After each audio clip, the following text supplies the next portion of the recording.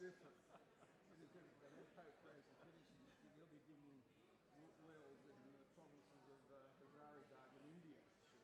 So, totally different. Good to see you. Please go. To introduce you to Andrew Hall. Andrew is Professor John Gibbs, the Director of the Institute for Ethics and Society, and Dr.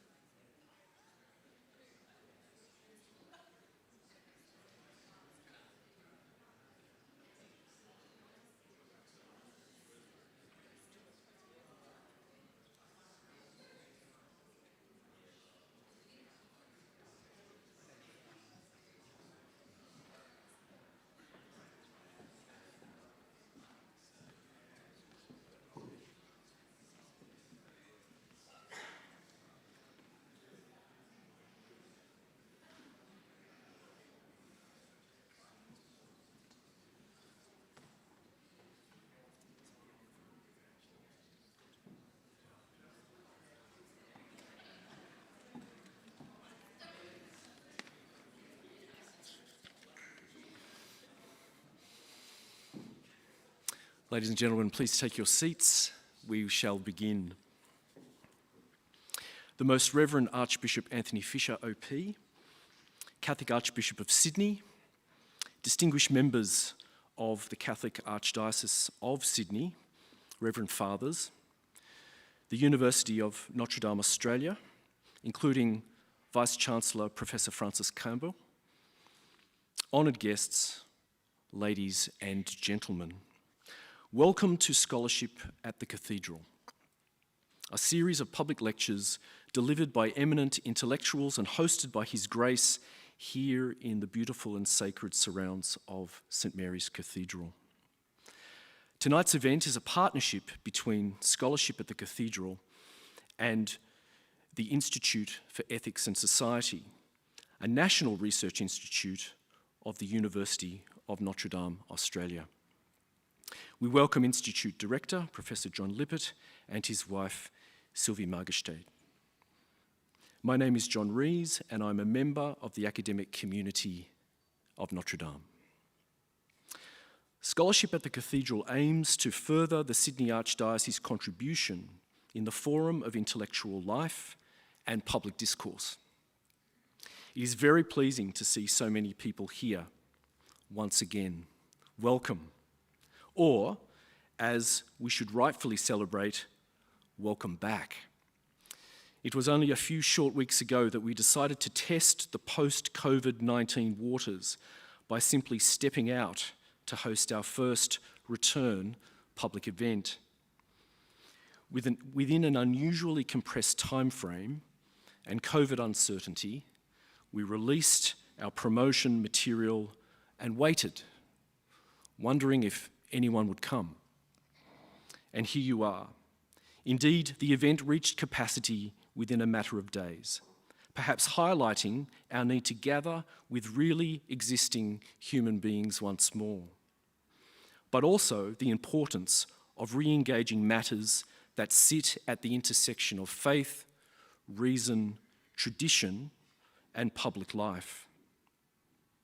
A note of housekeeping connected to a wider audience to inform that this evening is being live streamed and recorded, including the Q&A. It is therefore fitting that tonight's reopening lecture is delivered by His Grace. Archbishop Fisher was appointed by Pope Francis as the 9th Archbishop of Sydney in 2014. In 2015, he was also appointed to the Congregation for the Doctrine of the Faith and made an honorary member of the Pontifical Academy of St Thomas Aquinas. He has continued as a member of the Pontifical Academy for life. Archbishop Fisher is a scholar and public intellectual of influence who has published extensively in bioethics, moral theology, history, law, and spirituality.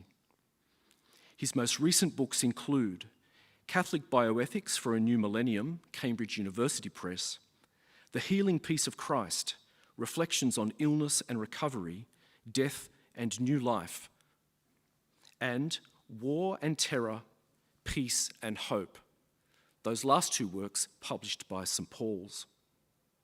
Would you join me in welcoming His Grace to the podium to deliver tonight's lecture titled Loss of Trust and Crisis of Leadership, Responses with the Help of St Thomas Aquinas. His Grace.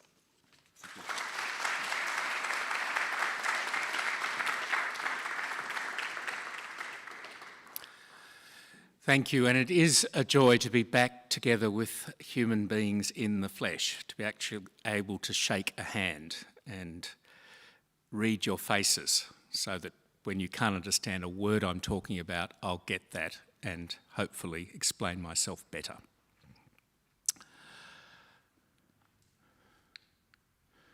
I knew it'd be too complicated for me. Good.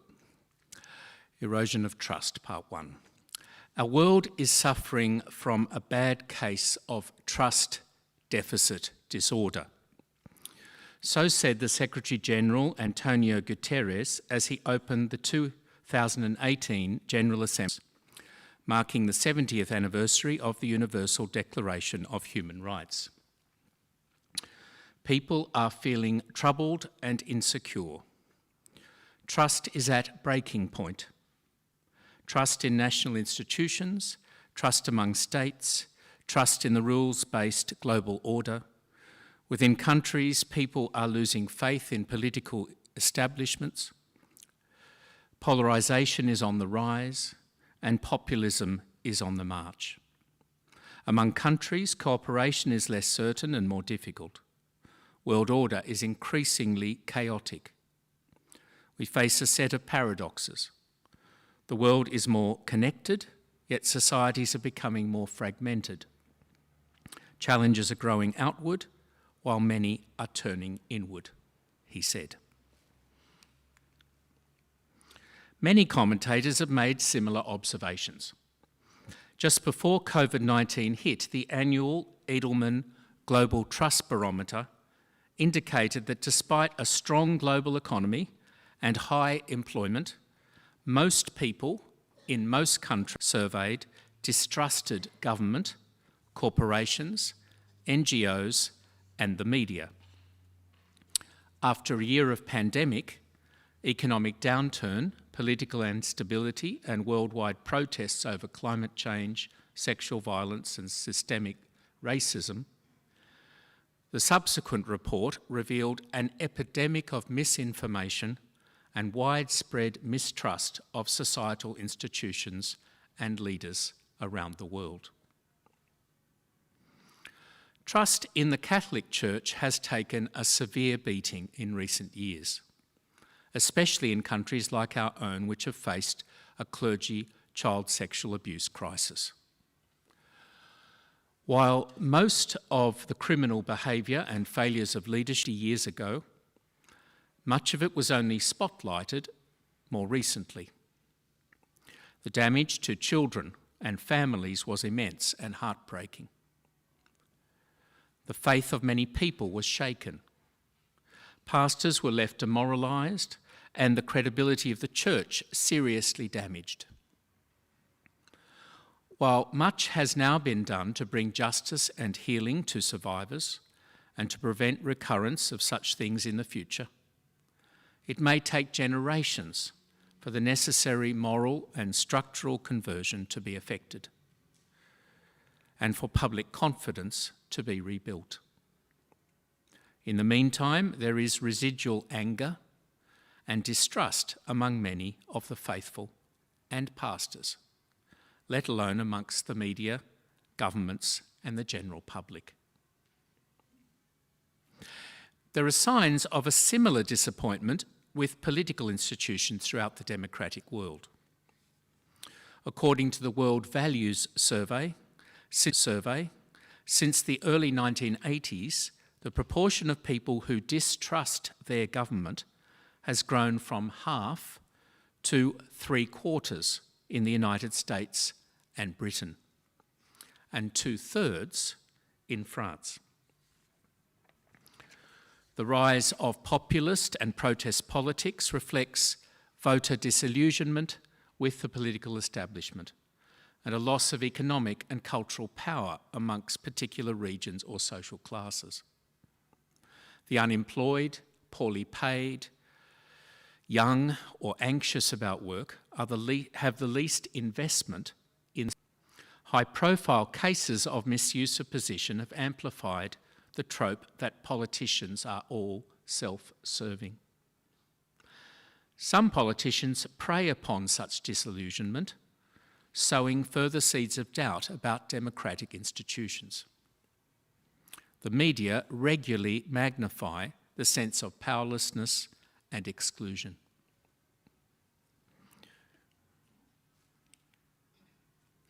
In recent years, many previously trusted institutions such as the UN, the European Union and the World Bank, the British royal family and the American presidency, sports organisations and major corporations such as Lehman Brothers, Google, Facebook, Volkswagen and Boeing have all been publicly shamed.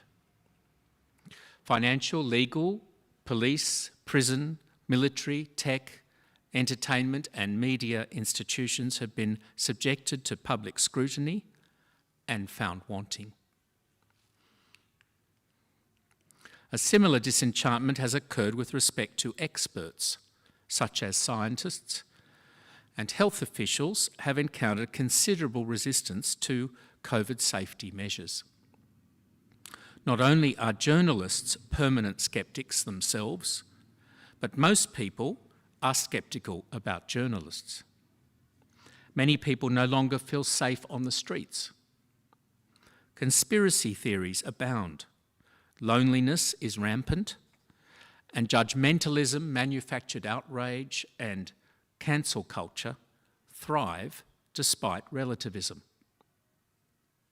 Some suggest the whole social compact, for which trust is the primary glue, is coming unstuck. Even if this is overstated, there can be little doubt that distrust has been rising in many quarters of modernity.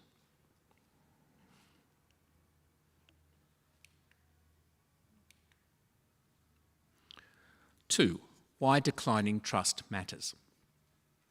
The effects of this global erosion of trust have been many. Francis Fukuyama, of End of History fame, observed that without a high degree of trust, complex modern societies struggle to sustain crucial institutions. In what Ross Douthat recently dubbed an era of decadence and disappointment, and others have called the culture of indignation, democracies have become deeply divided and increasingly dysfunctional, hostage to ideology, fear and anger, often resulting in short-sighted or extremist policies. Social divisions have worsened, opinions polarised, and many now view the world with suspicion. Then they seek to shore up their position with walls of various sorts, loyalty groups, engineered consent, or spin. Bureaucracies and workplaces increasingly rely on compliance, audit, and fear of litigation in lieu of trust. And much of life, not just the news, is presumed fake. Religious faith, empirical science, history, all are undermined by radical distrust. Rational argument and expertise are devalued. Confidences and promises broken. Candour doubted.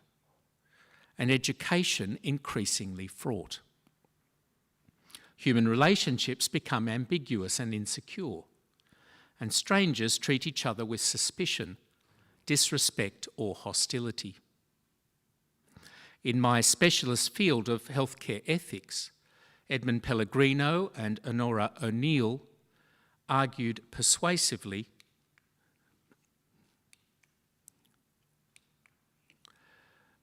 that distrust imperils the therapeutic relationship.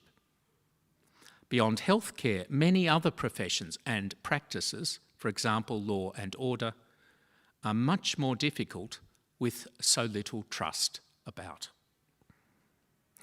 In the low-trust environment of post-liberal individualism, common decency and self-confidence are also imperilled, and it's difficult to maintain neighbourly relationships.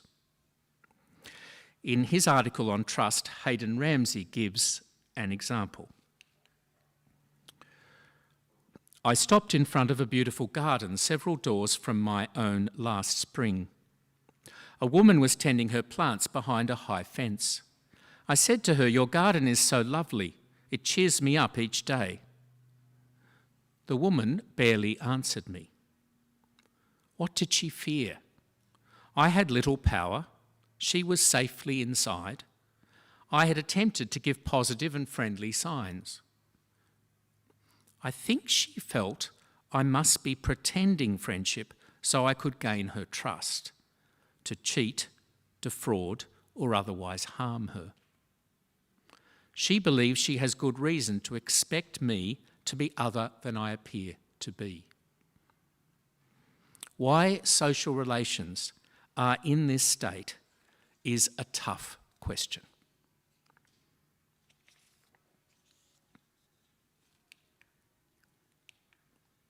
Which brings me to 3, the related crisis of leadership. Given the importance of personal, institutional and societal trust for effective leadership, and of good leadership for engendering and maintaining trust, it's unsurprising that a crisis of leadership would be observed at the same time as a deficit of trust. If most people distrust most institutions, they will especially distrust the leaders of those institutions. That will affect both the quality of leadership and its reception. In many places, anger regarding the clergy child sexual abuse crisis is directed more at the hierarchy than the perpetrators. The woeful inaction of ordinaries is said to have enabled the predators, made the vulnerable more so, and left victims without justice or healing. Critics say the bishops still don't get it, are only concerned to protect what is left of their assets and prestige, or lack the imagination and will to fix things. I think this wrongly universalises the failures or inadequacies of some and fails to get to the nub of what went so terribly wrong. But while anger is focused on church leaders, it has helped to accelerate needed reforms, but it's also diminished the credibility and morale of those who must lead such reforms. In some places, it's now increasingly difficult to find new bishops. A recent example of damaged church leadership might be the confusion over the permissibility of COVID-19 vaccines for Catholics, despite papal and curial clarifications that these are morally permissible, indeed strongly encouraged. Disillusionment with politicians as a class is also widespread, and this has contaminated attitudes to political parties, lobbyists and backers. Civic leaders are thought to be drawn from a narrow gene pool, to be out of touch with the concerns of ordinary people, to overpromise and underdeliver, to engage in narrow identity politics, and to serve their own or powerful sectional interests. Some think the system's so broken that even good-willed politicians will inevitably be corrupted or tamed, driven by the media and the electoral cycle. As in church and corporate leadership, this probably means some potentially excellent leaders are not putting their hands up for such roles. Beyond church and state, many institutions face a crisis of leadership. Spectacular failures of individual leaders and the perceived distance of leadership elites from ordinary people feed this negativity. Corporate leaders are widely perceived to put their own interests before those of their shareholders, their company's interests before their employees and customers, and short-term gains over long-term viability. This affects people's willingness to collaborate with them. Even if the crisis of leadership has been overhyped, it's obvious enough in many quarters today.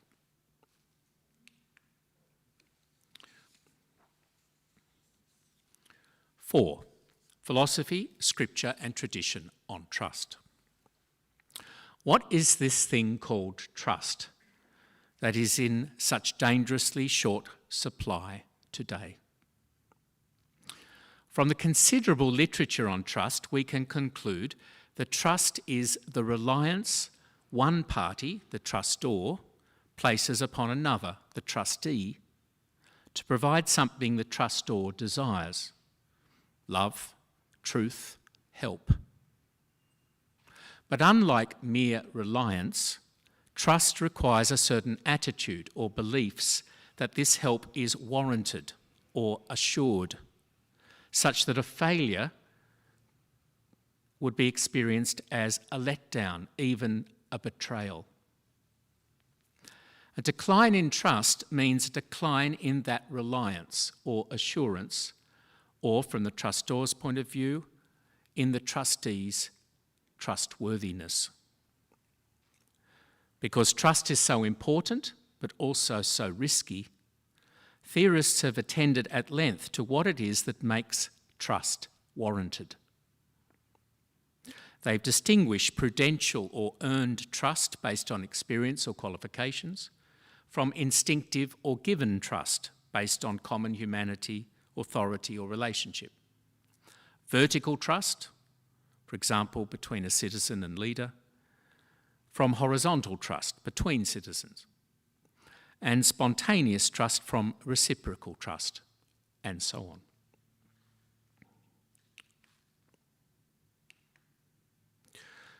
The Bible and church teaching denounce trusting in idols.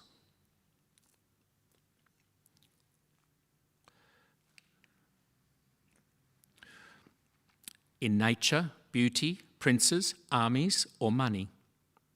We should entrust ourselves wholly to God, believe what he says, and practice those beliefs.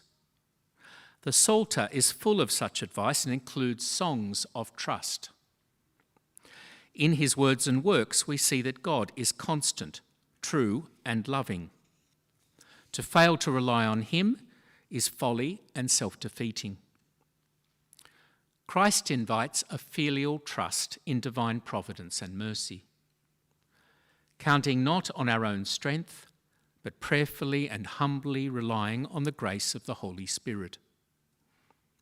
This brings peace and confidence, even in adversity. Though some die trusting in the Lord, their trust is ultimately rewarded. Scripture and tradition commend trust not just in God, but also in people. God gives humanity life, intellect and freedom, stewardship of the earth, and many opportunities. Christ assigns his word and sacraments to the church. To trust him is to trust those charged with preserving and transmitting his teachings. If human beings are to live in supportive communities, learn from each other, befriend and even marry each other, they must trust each other. As Pope Francis points out in Lumen Fidei, in many areas in our lives, we trust others who know more than we do. We trust the architect who builds our home, the pharmacist who gives us medicine for healing, the lawyer who defends us in court. We also need someone trustworthy and knowledgeable where God is concerned. Without a love which is trustworthy, nothing could truly keep men and women united. Human unity would be conceivable only on the basis of utility, on a calculus of conflicting interests or on fear, but not on the goodness of living together, not on the joy which the mere presence of others can give. Faith makes us appreciate the architecture of human relationships because it grasps their ultimate foundation and definitive destiny in God, in his love. Thus, while certain roles are offices of trust, all the faithful should seek to be trustworthy, being God-fearing and neighbourly, keeping promises and confidences, eschewing lies and injustice. But we must be wary also of relying too much on ourselves and aware that all people are fallible and some untrustworthy, So some trust is reasonable, but so is some distrust. I come now to what St Thomas Aquinas might teach us about these things. Those of you who've known me a bit over the years know he's my favourite. Theologian, philosopher, political scientist, bioethicist, cook, you name it. Although Aquinas does not give trust the dedicated attention he gives, for instance, to prudence or truth, the idea appears throughout his corpus. It features in his exegetical and theological works as a quasi-integral part of faith and hope, even if he doesn't name it as such. It also has implications in his writing for virtues such as charity, truthfulness, prudence and docility, magnanimity, law and justice, prayerfulness and sacrifice, affability, courage and humility. In his treatment of testimony, for instance, Aquinas recognises that we regularly and reasonably accept on authority many things we think we know, and that this investment of trust is required both for faith and reason. Distrust, on the other hand, feeds vices such as presumption, greed, idolatry and irreligion, obstinacy, worldliness, pusillanimity, even gluttony.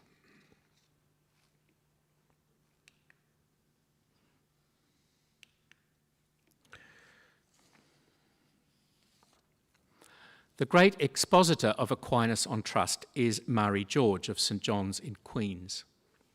She observes that when treating of faith and hope, Thomas uses the words initor and in horario, meaning to lean or rely upon, to fix upon or attach to indicate the secure support that one thing gives another.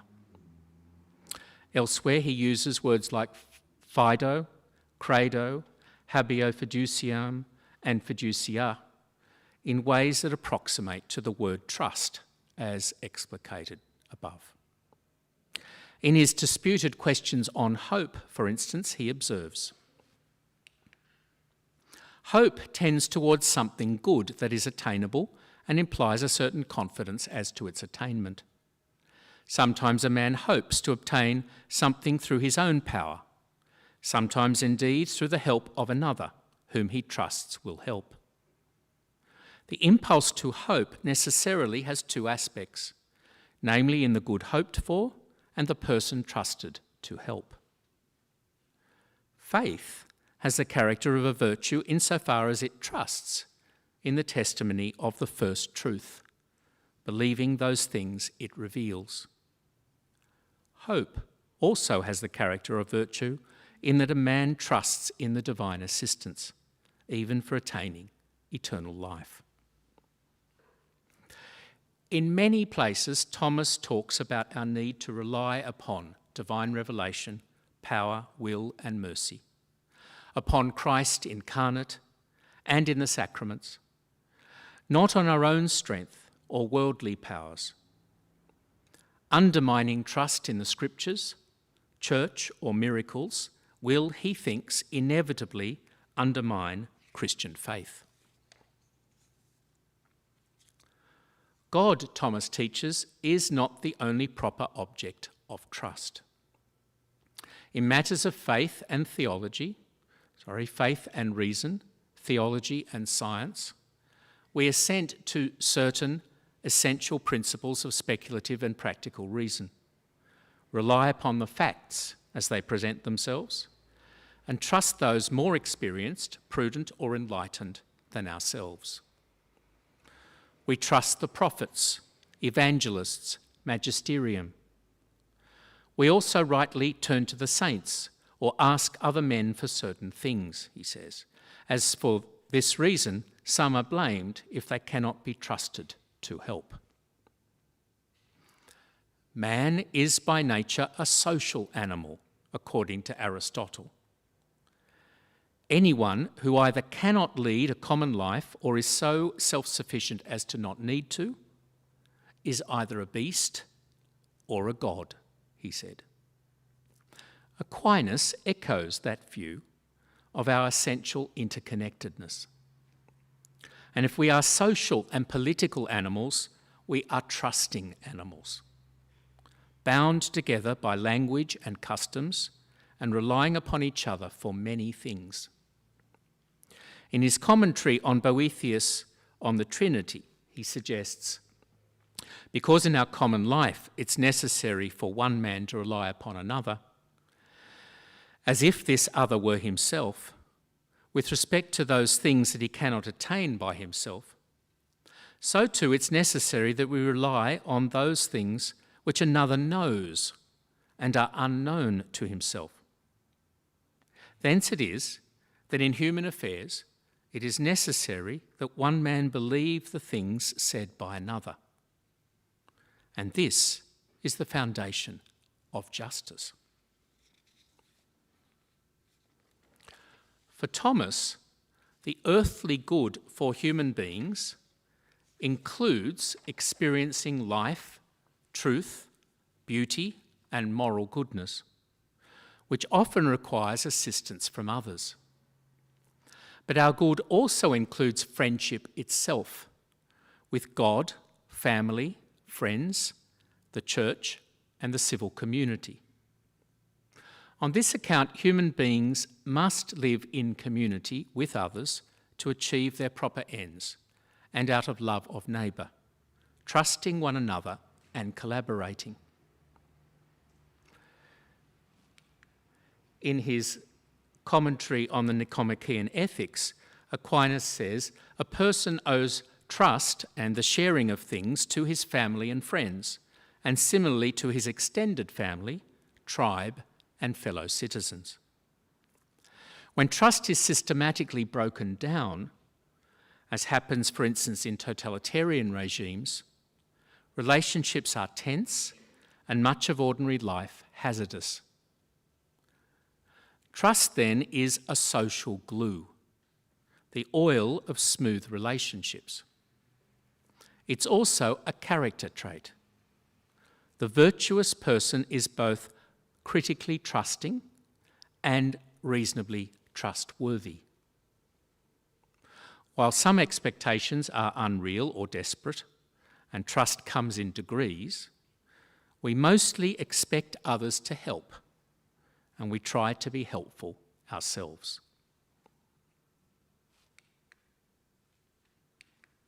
Which brings me to 6, Aquinas on how to trust. How is it that we can trust? In what follows, I've reframed Mari George's reading of Aquinas on what makes trust assured. For Aquinas, there are 3 warrants for trust. First, disposition. As social animals, we naturally give each other the benefit of the doubt and expect others to be helpful. We trust taxi drivers not to give us philosophical formation. You go to the University of Notre Dame for that. Or to give us psychological counselling. We go to hairdressers for that. But to get us safely where we want to go. But we've all had the experience of cab drivers taking us for a ride, an expensive ride at that, often in some foreign city. So a certain amount of distrust is justified also. At the end of St John's account of the cleansing of the temple, we are told that many believed in Jesus because of his miracles, but he did not trust himself to them. Thomas observes, "For Christ nothing was hidden of the things which are in a man. Knowing that they trusted him only imperfectly, he did not trust himself to them." To be trustworthy, the trustee must be good-willed, committed to truthfulness and common decency, generous, merciful and just, or at least sufficiently so, to be ready to help. Thus, the trustor must be disposed to trust because of present need or desire. I need your help. I need your love. I need to know something you know. And the trustee must be disposed to be trusted because of goodwill. I'm willing to give you what you need to know, what the love you are looking for. That is, both parties must be ready for trust.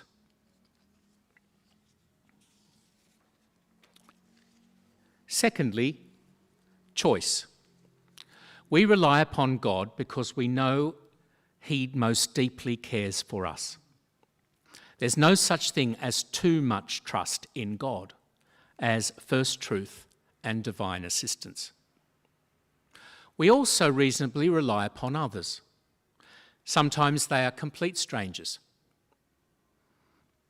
More often, they are people we know: family, friends, state officials, pastors, physicians, or work colleagues.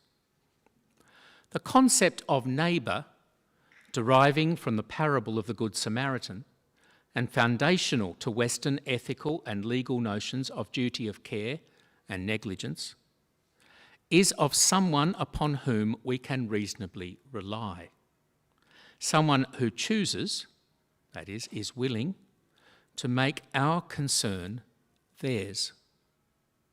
Not to put too fine a point on it, they must actually give a damn. Some people are clearly more proximate, familiar, or committed to us than others. We are more inclined to approach them, and they are more inclined to make themselves accessible to us. Thus, the trustor must be familiar enough with the trustee to choose to rely upon them, and the trustee must choose to make the trustor's concern their own. Both must be willing for trust. Thirdly, competence. We assess someone's ability to help on the basis of their office, credentials, or relationship to us, their past behaviour or reputation, whether they have the knowledge or capacity to provide what we seek. Of course, all human beings are fallible, our judgments of their worth imperfect, and even those minded to help can prove unhelpful. This might be due to some character fault, as in criminals and those of ill repute, a defect of reason, as in the immature, insane, or overly emotional, internal bias, or external manipulation. This possibility of failed trust makes the trustor vulnerable to disappointment, and the greater the need or depth of trust, the more vulnerable. As Annette Beyer pointed out in her classic essays on trust, we then feel not only disappointed, but really let down, even betrayed. Nonetheless, we sometimes choose to trust even a fairly limited or unreliable person. Thus, the trustor must be capable of enduring the vulnerability and opportunity that trust brings, and the trustee must be competent to satisfy the trustor's need or desire. In other words, both parties must be able for trust. Ready, willing, and able. Having considered the nature and warrants of trust, according to St Thomas, the three pressure points at which trust can fail, we can consider the implications for leadership.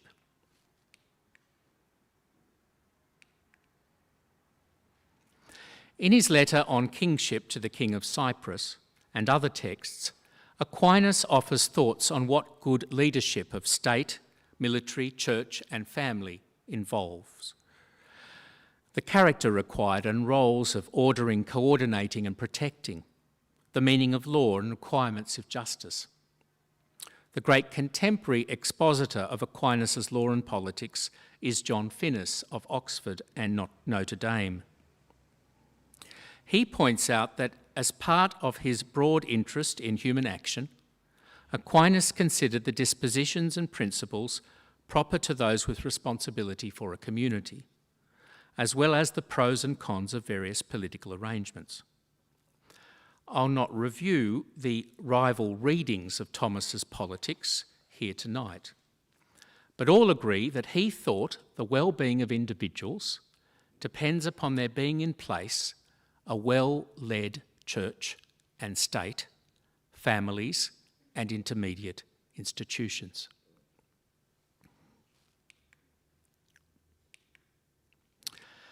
At the beginning of his commentary on Aristotle's Ethics, Aquinas says that the purpose of a community is the flourishing of its members, and he elaborates there his crucial concept of the common good. Again, in the Summa Theologiae, he explains that the ultimate end of human life is happiness or beatitude. Since every part stands to the whole as incomplete stands to complete, and individual human beings are each parts of a complete community, law's appropriate concern is necessarily with directing towards common happiness, that is, to the common good. In On Kingship, he expands on this common good that leaders must advance. There are 3 requirements for the good life of a social group, he says. First, the society must be united in peace. Second, the members, thus united, must be directed towards acting well. And third, the king must work to ensure that there is a sufficient supply of the necessities for living well.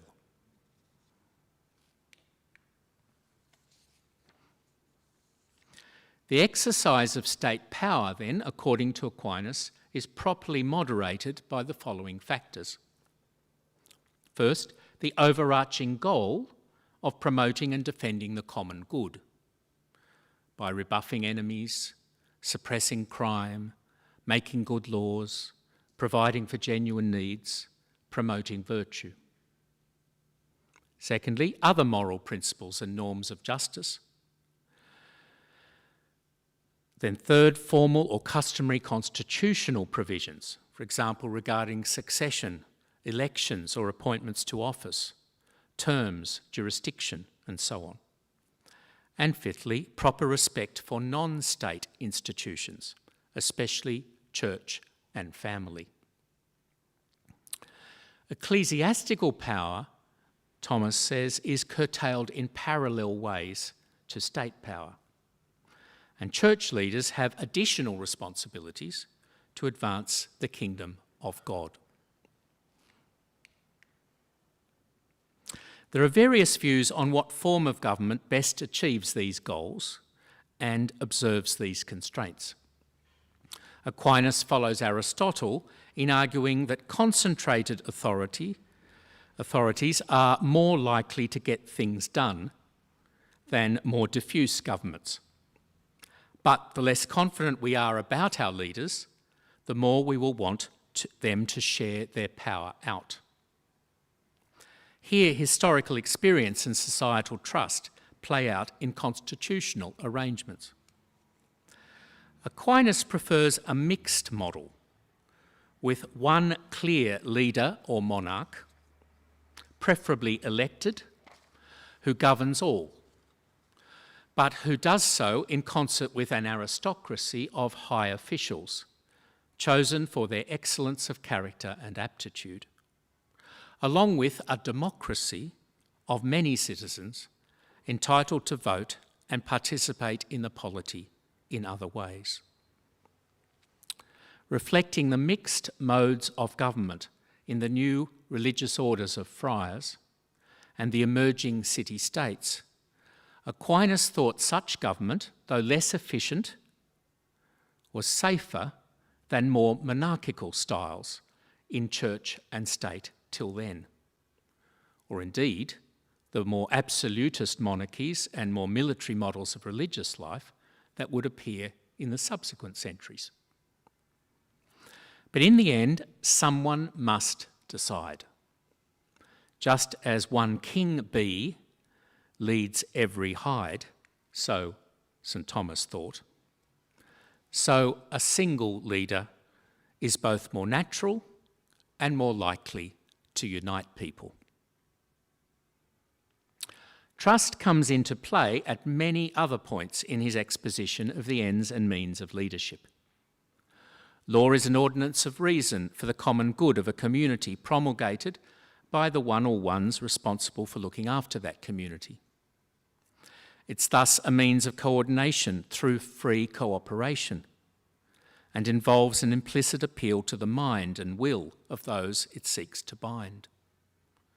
When leaders put personal or sectional interests before those of the community, or act in other ways that are unjust or ultra vires, or dictate wrongful actions, they undermine respect for their institution and themselves, and make people less likely to collaborate with them.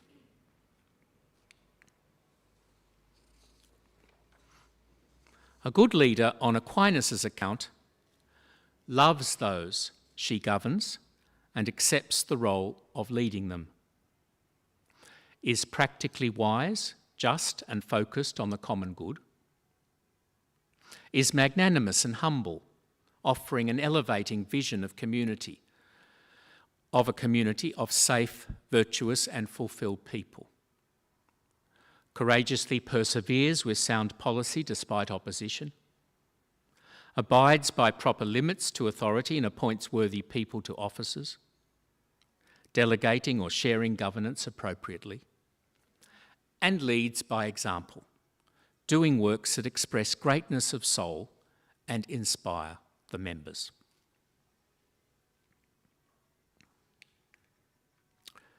Which brings me to 8, addressing the trust and leadership crisis.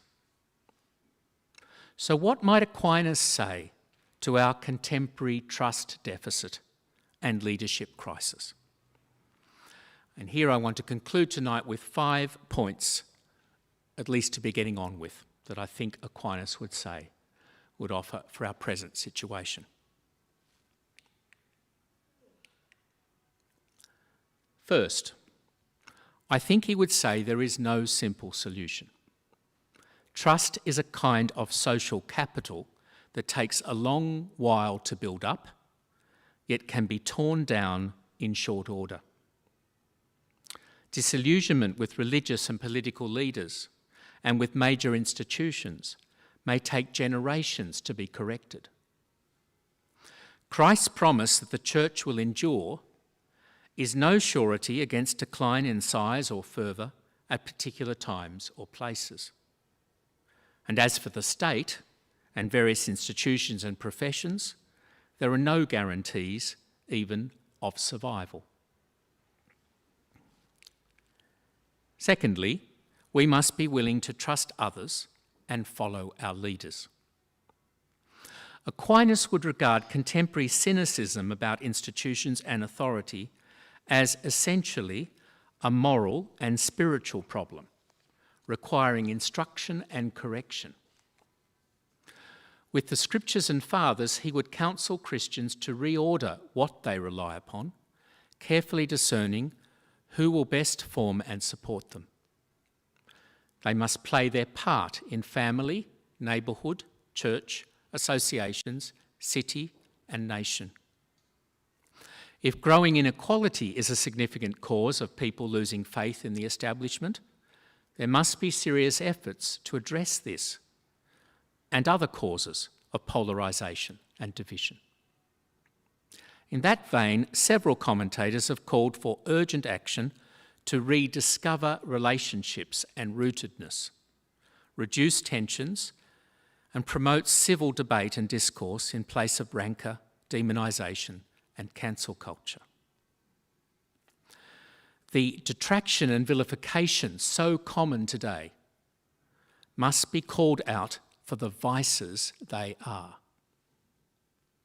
We might also explore in a fresh way unfashionable virtues like docility and obedience, and promote genuine transformation of character rather than virtue signalling.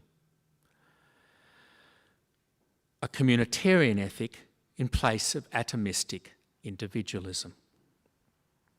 UV11 has recently argued that our freedoms will depend upon such individual and institutional renewal, and the consequent renewal of our confidence in leaders. Third, some must lead, even in difficult times. Church, state and corporate leaders, on Thomas's account, must recognise that theirs is an office of trust and seek to deserve the trust of those they lead.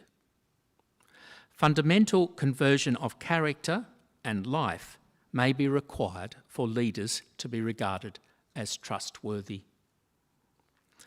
Leaders today are expected to demonstrate vision and creativity, efficiency and effectiveness, honesty and integrity, fairness and empathy, truthfulness and transparency.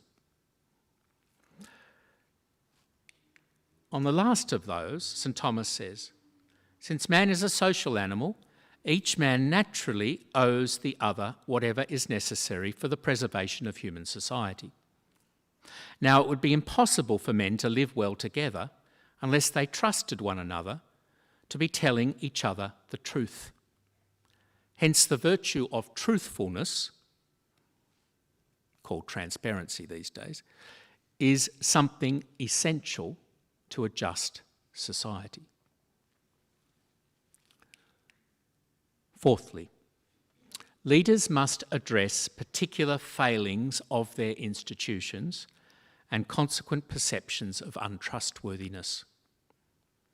For church leaders to regain credibility and popular confidence today will require apology and redress to the victims of past failures, systemic change to ensure child safety, and greater accountability and shared governance, consonant with a Catholic ecclesiology and spirituality. After Simon Peter's triple betrayal came his triple or perfect act of contrition, his Pentecost inspiration, and his unflinching fidelity to Christ and the mission thereafter. Today's church leaders must also seek holiness, humility after the recent humiliations, new life after the pruning, and asceticism, St Thomas suggests, of relying not on the riches of their position and eloquence, but on God's power alone. In dark times for the church, leaders may simply have to hold on faithfully and persevere, as like Peter, they are led where they would rather not go. Likewise, in politics, leaders have much to do to regain people's trust. In accord with Thomas' thinking that I've enunciated tonight, this may require much greater efforts by leaders to unite their community in peace, rather than dividing it for political purposes, to appeal to a broader base, rather than a faction of a divided community, to offer an inspiring vision with which people will willingly collaborate, to ensure systemic reform that will regain public confidence, and to make again the public case for democracy and educate citizens on its nature and rationale. Groucho Marx famously said, "The secret of life is honesty and fair dealing. If you can fake that, you've got it made." The corporate instinct in the face of the challenges I've identified today can be to seek PR assistance. Robert Phillips has argued, however, that business leaders can only regain the trust of shareholders, employees, customers and regulators by a deep change of attitude and behaviour. The emphasis must be on integrity, doing the right thing, rather than compliance, purpose before profit, governance of a high standard, and focus on the common good of each business and those it serves. Several scholars of corporate leadership have proposed old-fashioned virtues like truthfulness, justice and prudence as essential to restoring public confidence, rather than engaging in virtue signalling through corporate activism. Other institutions may also require radical change if they are to regain popular trust. Fifthly, and lastly, while this lecture has focused on the erosion of trust and related crisis of leadership, it must be recognised that there can be too much trust and too blind an obedience. In some situations, more distrust, scrutiny and resistance to authority are in order.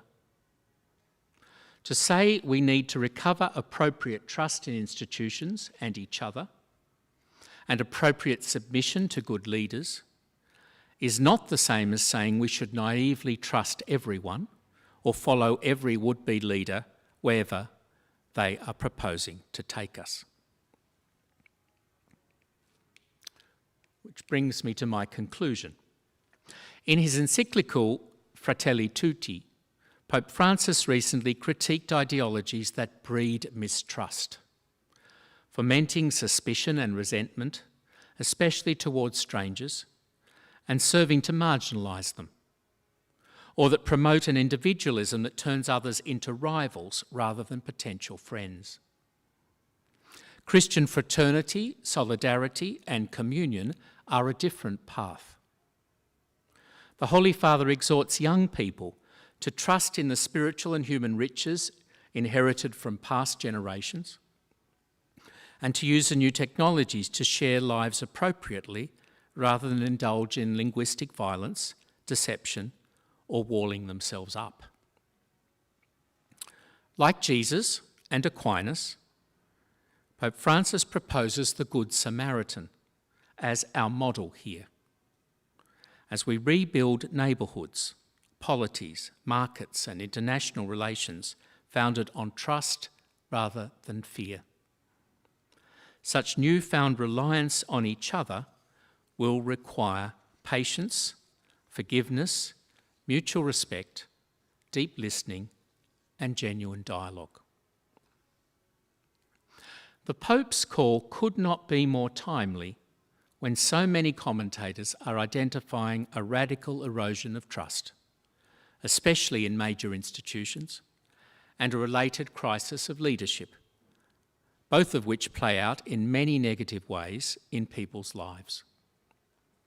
In this lecture tonight, I've sought to unpack the what, whom, why, and how of trust with the help of St Thomas Aquinas, the most reliable of guides, especially his 3 warrants, without which one party will not trust another: disposition, choice, and competence.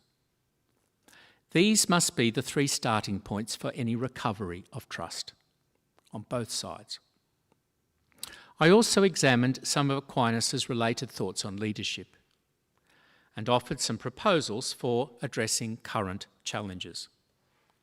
Rebuilding trust in leaders will require those for whom they are responsible to be ready, willing, and able to trust them, and that those charged to lead be ready, willing, and able to be trusted. That may require significant change on both sides, and for this we must work and pray. In this era of contested realities and hermeneutics of suspicion, we might usefully hear again St Thomas's syllogism of trust. That without which human society cannot be preserved is above all necessary both for the individual and for the community. But without trust, human society cannot be sustained. For if men are to remain together, they must be able to believe each other's promises, testimony, and other things of this sort. Therefore, trust is in the highest degree necessary to humankind. Thank you.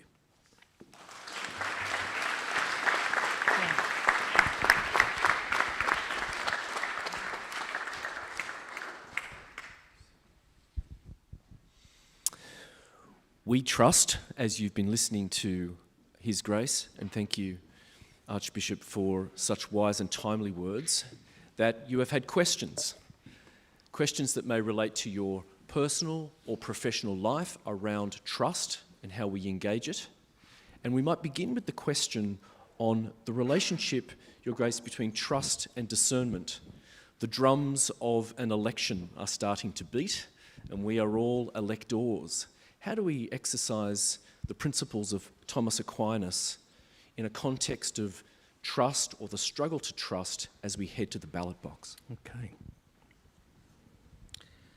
Well, thank you for that question. I think many of us are pretty cynical about political parties, their platforms, whether leaders have any intention of fulfilling what they promise, and therefore discerning who to elect is often an exercise in discerning who I distrust least, who I think will do the least harm, who I find least antipathetic to everything I stand for. Now that's a very bad way for things to be, according to Thomas. On Thomas's view, our leaders should be people who inspire us, who give us hope and vision and lead by the example of their own greatness of soul, greatness of spirit. They should be people. He's not naive. He had leaders in his own family and they're often pretty corrupt, but he knew what they should be like and could be like. And so the first thing I'd say about discernment in politics is we shouldn't accept that what we've got is how it has to be, or is the only way it's going to be. We've got to do better.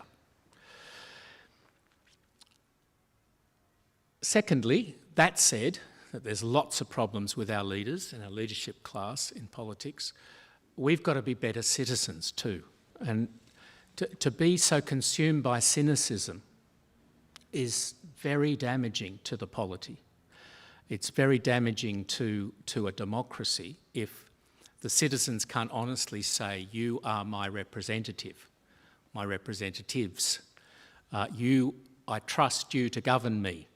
I won't always agree with you, but I've put you there to govern me, or we have collectively put you there to govern me, and we're going to trust when you make your laws and policies that will mostly be for the good. Now, if we can't say that, we've basically given up on democracy. We're just kind of putting up with what we've got, but we don't really believe in it anymore. And that's as damaging as having bad leaders is having bad citizens, people that don't believe in the polity anymore. So we have to, it requires a reform of life and character, both for leaders and led. Both for the voter discerning who to elect and those standing for election. Thank you. We have a question from Professor Francis Campbell.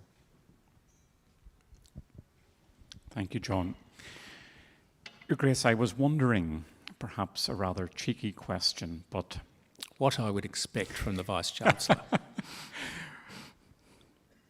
If St Thomas were to perhaps choose a modern political leader that most reflected this definition of leadership, who do you think he would choose?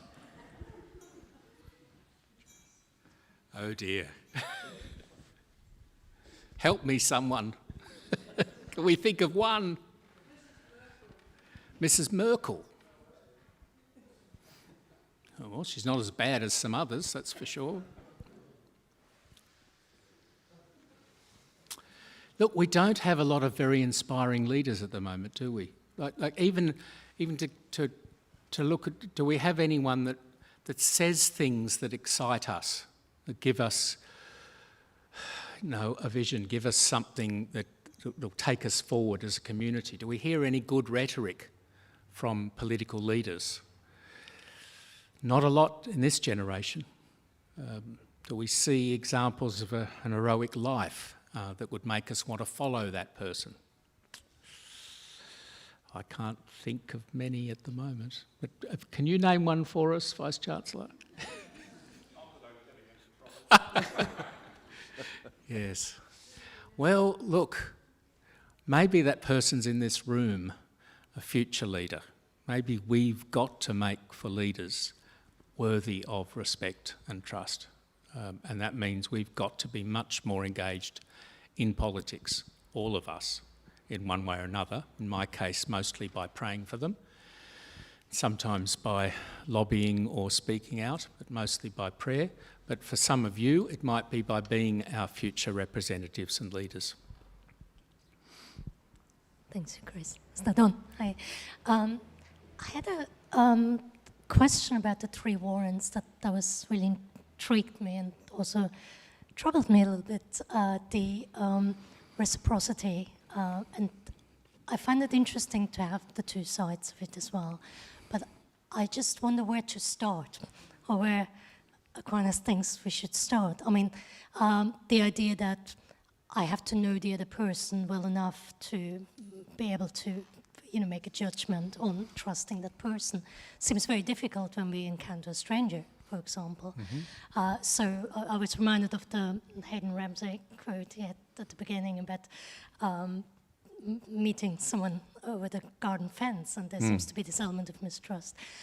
So I wonder where's the first, if the first step has not to be a leap of faith to some extent, where it's a one-sided step in that direction, in the hope that that would happen. So. Well, it's a good thought.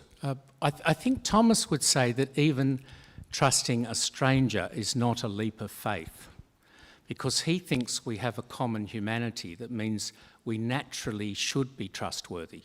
We naturally should want to help each other.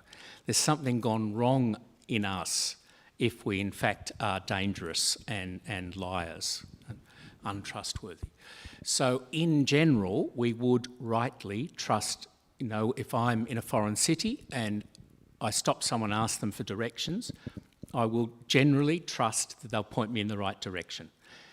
If they're in Ireland, they'll make some fun with me and probably send me in completely the wrong direction. But most places, that would be their natural instinct. Even though I don't know them, in fact, I don't even know their country, their people, they're as alien to me as they could be.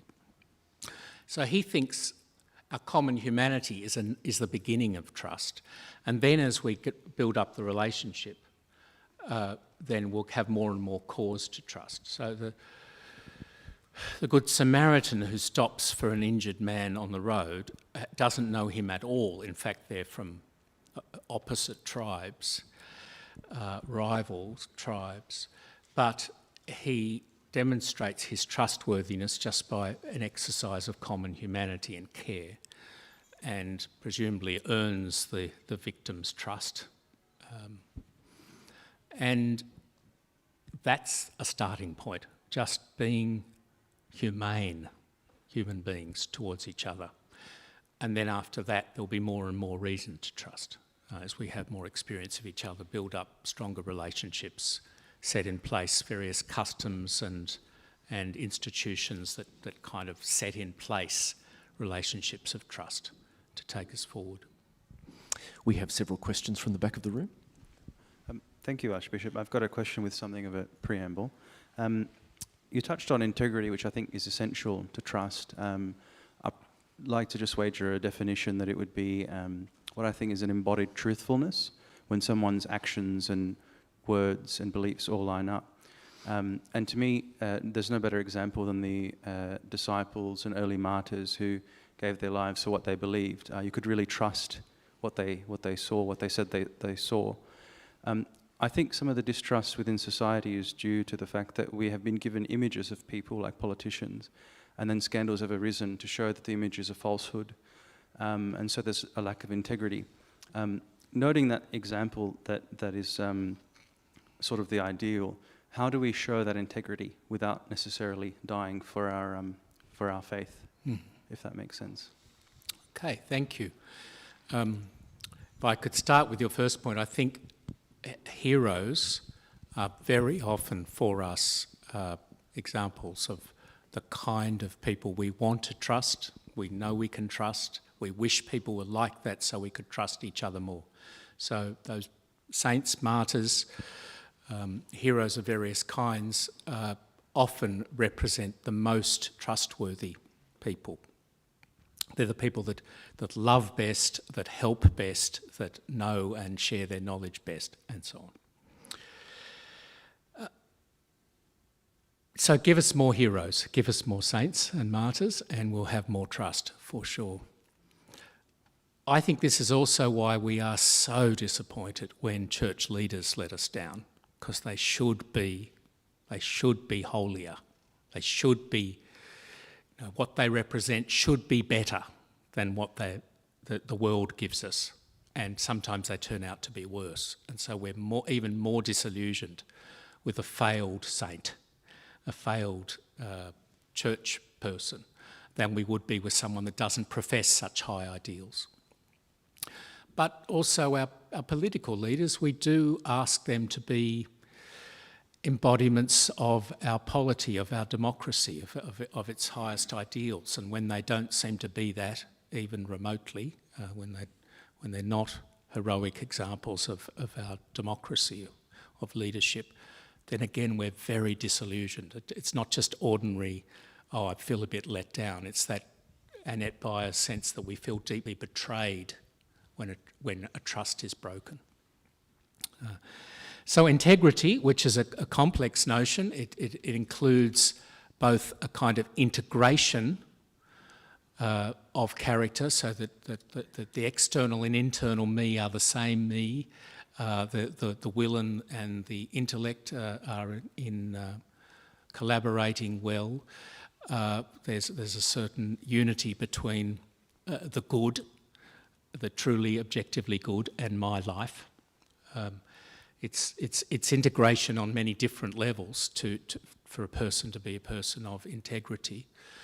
But where that is missing, trust is damaged so quickly and radically. And you see that, we've seen that in the church in recent years, and we've seen that in the polity.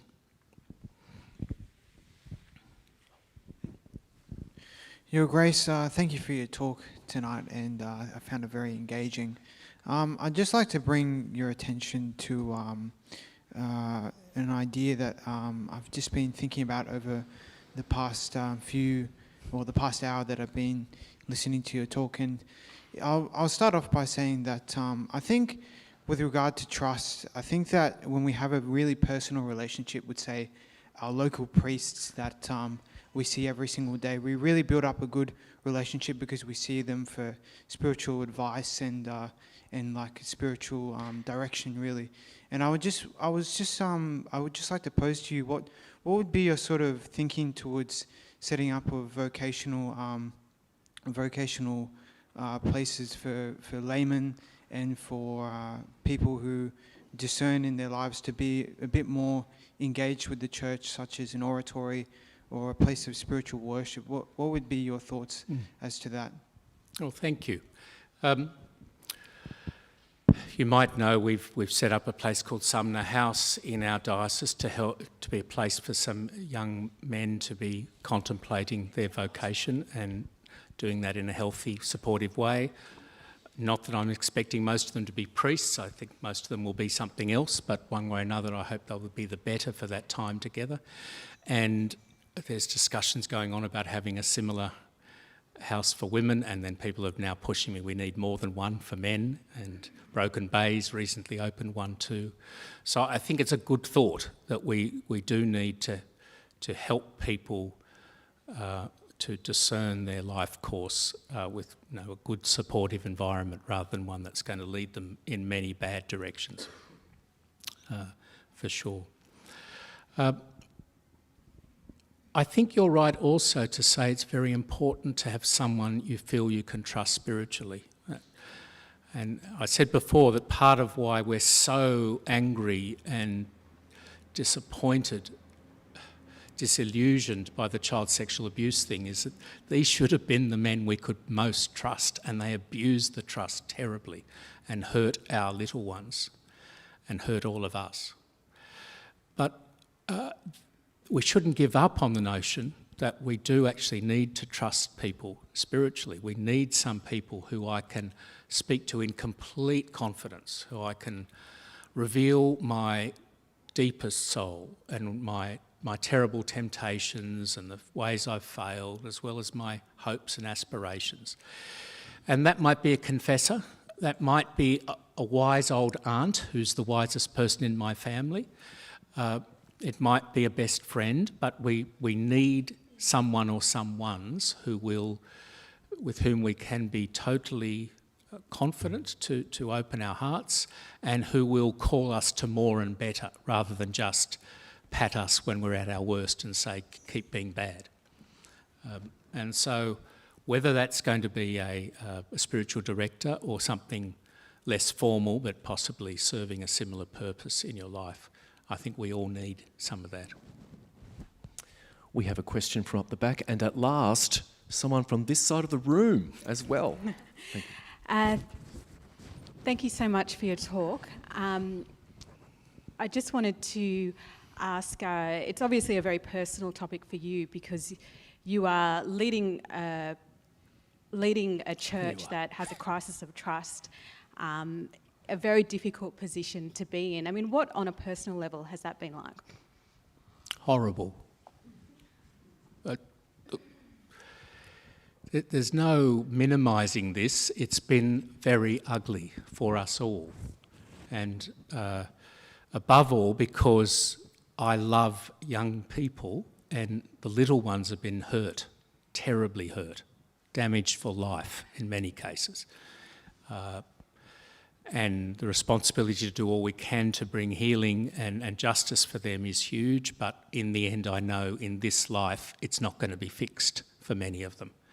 And that's a terrible burden that I think the Christian community has to carry, including me, even though I'm the age of the victims. You know, it was happening when I was a boy. It wasn't my generation doing it, but my generation suffering it. But I still carry something of the burden of our history. I think we have to do that. It's horrible, but it's my time in history. God's put me here now with this job.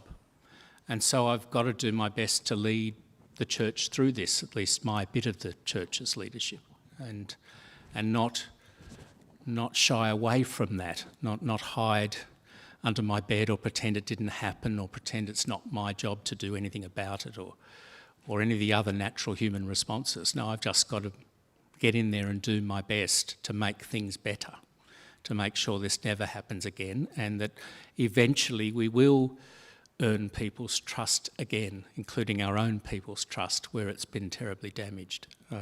I mightn't see that in my lifetime, but I'll at least be trying to get us there and handing on what's left to the next generation to lead us forward. That's how I see it. It's not easy, it's not all fun, but it's my time, and I'm not being fed to lions. I'm not being tortured by being bled upside down in Japan. Okay, we've got our burdens, but they're not what many Christians have been through in history.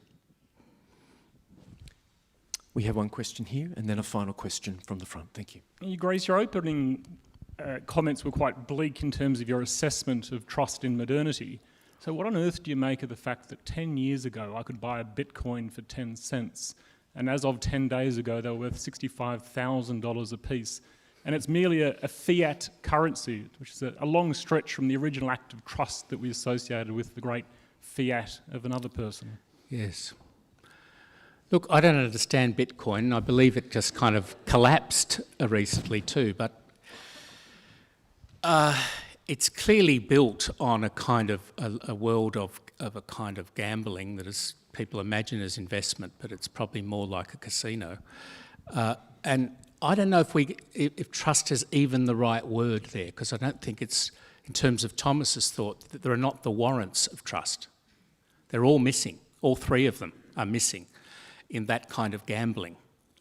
It's something else going on. It's the thrill of danger, or it's the greed that means I trust totally in wealth.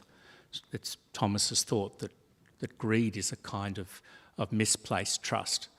There's something else going on here, that not real trust. Now, that said, I've mentioned that people can trust too much as well as trusting too little, and sometimes there's an irrational trust, that people trust in the wrong thing or to the wrong degree for the wrong reasons, whatever. And I've been interested in that Edelman survey of world trust that I was quoting. The country in the world that has swum most against that tide is Australia, where trust has risen during COVID. Everywhere else it's fallen, but in Australia it's risen. And that's weird and interesting to reflect on why we're so trusting. Our level of trust in government, in NGOs, in scientists, in corporations, they've all gone up during COVID. Why are we so compliant? Probably the most compliant people on earth. It amazed me when it happened, but it's taught me about myself and my people, things I hadn't seen before. Well, maybe we're too trusting sometimes, or it's an irrational trust. It's the wrong kind of trust or in the wrong thing. But maybe there's something to build on here that's good too. We have a question from Patrick Langrel. Thanks. Archbishop, my question connects a little bit to just your answer to this one, but I was wondering, when people consider trust in the nature of a friendship of equals, so two persons, and one person betrays that person's trust, often that can lead to long-lasting effects for maybe many years. One or both parties will not trust each other. And there might be an analogy there between sort of institutions as well, and how it takes time, I guess, to recover.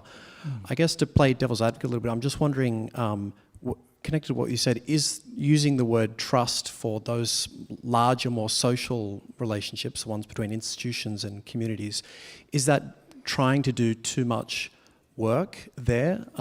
Is there a possibility of sort of making more personal the betrayal aspect of that trust, such that maybe other words like reliance, which don't seem to come with the same level of personal baggage with a brokenness to that, is trust, in other words, trying to do too much when talking between those wider relations than more personal settings?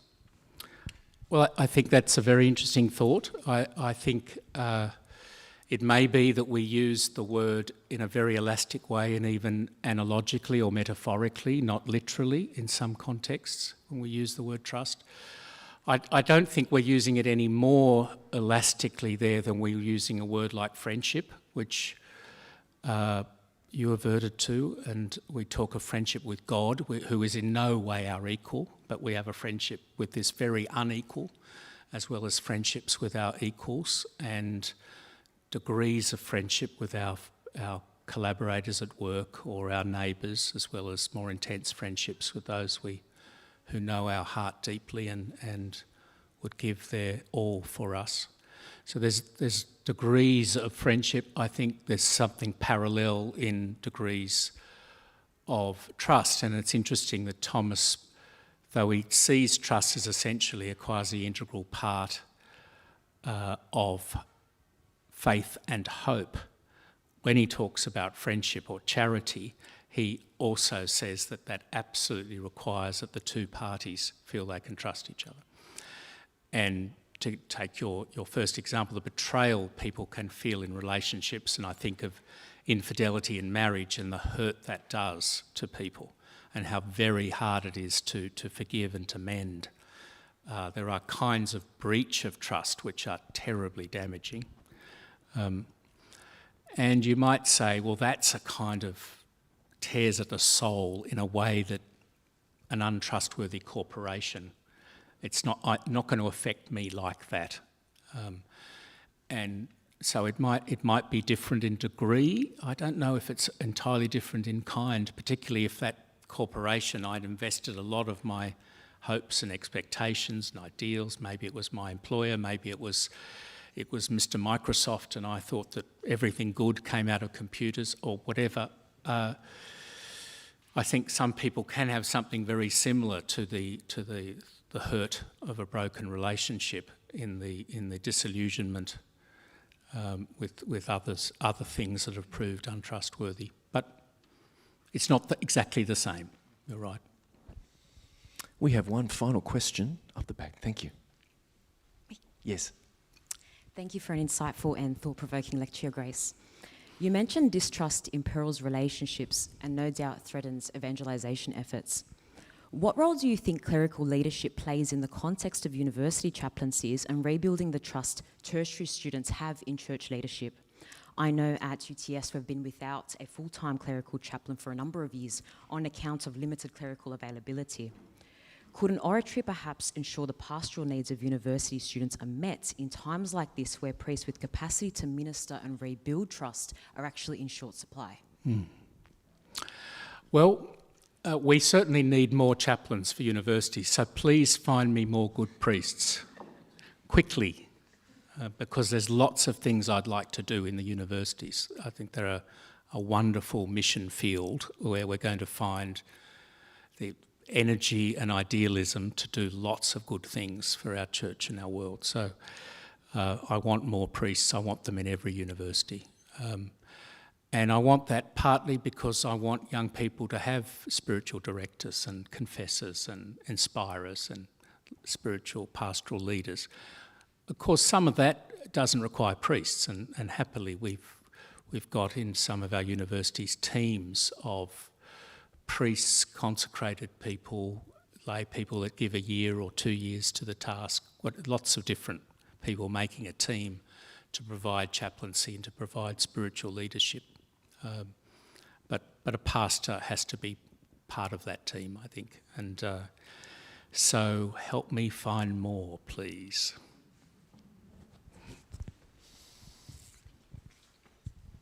Your Grace, it's been said that the sign of a good lecture is not just what we hear, but what we subsequently talk about and chew over, and then on the next day keep thinking about. And I think you've taken us on that journey with framing it in the way that you have, but also leaving us with something to walk out of here tonight, continuing to think about in terms of our witness and our presence and this very important prescient issue of trust. So thank you very much for your wisdom tonight, and would you thank His Grace for such an erudite and significant lecture. Thank you, sir.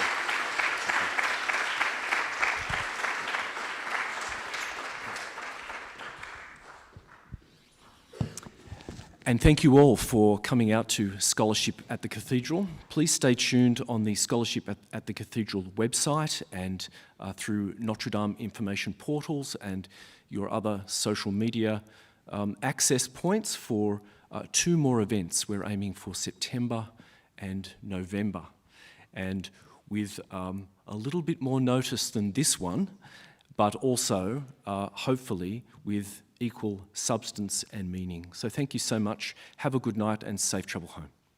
Thank you.